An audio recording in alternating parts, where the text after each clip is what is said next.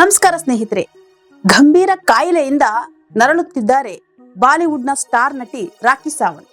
ವೈದ್ಯರು ಹೇಳಿದ್ದೇನು, ಈ ಒಂದು ವಿಷಯದ ಬಗ್ಗೆ ಮಾಹಿತಿಯನ್ನ ನೀಡ್ತೀನಿ. ನಾನು ನಿಮ್ಮ ಮಂಜುಳಾ. ಅದಕ್ಕಿಂತ ಮುಂಚೆ ನೀವಿನ್ನು ನಮ್ಮ ಕರ್ನಾಟಕ ಕನ್ನಡ ಯೂಟ್ಯೂಬ್ ಚಾನಲ್ಗೆ ಸಬ್ಸ್ಕ್ರೈಬ್ ಆಗಿಲ್ಲ ಅಂದ್ರೆ ಸಬ್ಸ್ಕ್ರೈಬ್ ಆಗಿ. ಹಾಗೆ ಈ ಒಂದು ವಿಷಯದ ಬಗ್ಗೆ ನಿಮ್ಮ ಅನಿಸಿಕೆಗಳನ್ನ ಕಮೆಂಟ್ ಮೂಲಕ ನಮ್ಗೆ ತಿಳಿಸಿ ಅಂತ ಕೇಳ್ಕೊತಾ ಇದ್ದೀನಿ. ಹಲವಾರು ಜಾಲತಾಣಗಳಲ್ಲಿ ವೈರಲ್ ಆಗ್ಬೇಕು ಅನ್ನೋದಕ್ಕೋಸ್ಕರ ಬಾಲಿವುಡ್ ಸ್ಟಾರ್ ರಾಖಿ ಸಾವಂತ್ ಅವರು ಹಲವಾರು ಜನರ ಮನಸ್ಸನ್ನ ಗೆದ್ದಿದ್ದಾರೆ. ಸ್ನೇಹಿತರೆ, ಇವರು ದಾಂಪತ್ಯ ಜೀವನದಲ್ಲಿ ಮೈಸೂರಿನ ಆದಿಲ್ ಅನ್ನೋರ್ನ ಮದ್ವೆ ಆಗಿರ್ತಾರೆ. ಇವರಿಬ್ಬರ ನಡುವೆ ಸಂಸಾರದಲ್ಲಿ ಬಿರುಕು ಉಂಟಾಗಿ ದೂರನ್ನ ದಾಖಲು ನೀಡಿರ್ತಾರೆ ರಾಖಿ ಸಾವಂತ್ ಅವರು ಗಂಡನ ಮೇಲೆ.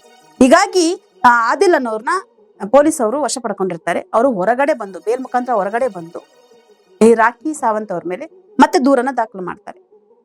ಈ ಒಂದು ವಿಷಯವಾಗಿ ಅವರನ್ನ ಕೋರ್ಟಿಗೆ ಹಾಜರಾಗುವಂತೆ ಒಂದು ಪತ್ರವನ್ನ ಕಳಿಸಿರ್ತಾರೆ.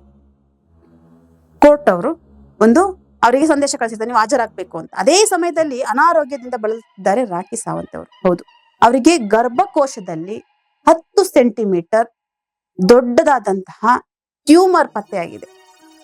ಹಾಗಂತ ಡಾಕ್ಟರ್ ಅವರು ಸ್ಕ್ಯಾನಿಂಗ್ ಅಲ್ಲಿ ಹೇಳಿದ್ದಾರೆ ಅವರಿಗೆ ಗರ್ಭಕೋಶದಲ್ಲಿ ತೊಂದರೆ ಇದೆ, ಅದು ಟ್ಯೂಮರ್ ಕ್ಯಾನ್ಸರ್ ಆಗಿದೆ ಅಂತ ಅನ್ನಿಸ್ತಾ ಇದೆ. ನಾವು ಮತ್ತೊಂದ್ಸಲ ಚೆಕ್ ಮಾಡಿ ಇದನ್ನ ಆಪರೇಷನ್ ಮಾಡ್ಬೇಕಾಗಿದೆ. ಹೀಗಾಗಿ ಅವ್ರು ಜಾಸ್ತಿ ಟೈಮ್ ಮಾತಾಡೋದಕ್ಕೆ ಆಗೋದಿಲ್ಲ ಅಂತ ಡಾಕ್ಟರ್ ಸಹ ಹೇಳಿದ್ದಾರೆ. ಜೊತೆಗೆ ರಾಖಿ ಸಾವಂತ್ ಅವರು ಹೇಳಿದ್ದಾರೆ, ನಮ್ಗೆ ಮಾತಾಡಕ್ ಆಗ್ತಾ ಇಲ್ಲ, ನನ್ಗೆ ಆದ್ರೂ ನಾನು ಹುಷಾರಾಗಿ ಗುಣ ಆಗಿ ಬಂದು ನಿಮ್ ಜೊತೆ ಮತ್ತೆ ಮಾತಾಡ್ತೀನಿ ಅನ್ನೋ ಹೇಳಿಕೆನ ಅವರೇ ಕೊಟ್ಟಿದ್ದಾರೆ. ಸ್ನೇಹಿತರೆ, ಜೀವನದಲ್ಲಿ ಏನೆಲ್ಲ ಆಗುತ್ತೆ ಅಂತ ಕನ್ಫ್ಯೂಸ್ ಆಗುತ್ತೆ. ಯಾಕಂದ್ರೆ ಆರೋಗ್ಯವೇ ಭಾಗ್ಯ. ಇವತ್ತಿನ ಕಾಲದಲ್ಲಿ ನಮ್ಮ ಆರೋಗ್ಯನ ನಾವು ತುಂಬಾ ಚೆನ್ನಾಗಿ ಕಾಪಾಡ್ಕೋಬೇಕು.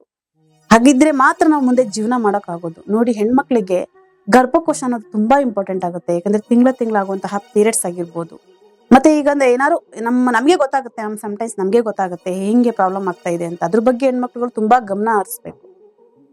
ನೋಡಿ, ಈಗ ಅವರು ಗರ್ಭಕೋಶದ ಕ್ಯಾನ್ಸರ್ ಆಗಿ ತಮ್ಮ ಪ್ರಾಣವನ್ನು ಸಹ ಹೋಗ್ಬೋದು. ಅಂದ್ರೆ ಹೋಗ್ಬಾರ್ದು, ಚೆನ್ನಾಗಿರ್ಲಿ ಅವರು, ಅದು ಹೇಳೋದು.